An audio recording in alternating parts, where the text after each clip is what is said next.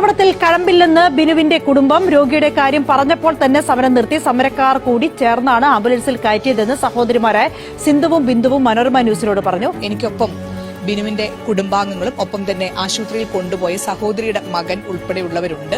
അങ്ങനെ കാര്യം പറഞ്ഞപ്പോൾ ഒരു സമരം നിർത്തി അവരും കൂടെ ചേർന്ന് തന്നെ 108 കയറ്റി അങ്ങനെ പറഞ്ഞു. ബിനുവിനെ അവർക്ക് അറിയായിരുന്നു. വന്ന് ക്യാഷ്വലിറ്റിയിൽ നോക്കിയപ്പോൾ ഞങ്ങളെ ബിനുവല്ലേ എന്ന് പറഞ്ഞുകൊണ്ട് പെട്ടെന്ന് തന്നെ അവര് തന്നെ വണ്ടിയിൽ പിടിച്ച് കയറ്റി അവരും കൂടെ തന്നെ സ്ട്രെച്ചറിലേക്ക് കിടത്തി 108 കയറ്റിയതൊക്കെ അവര് തന്നെ. രോഗിയുണ്ടെന്ന് അറിഞ്ഞതിന് ശേഷം അവിടെ ഒരു താമസവും വന്നിട്ടില്ല. ഇല്ല.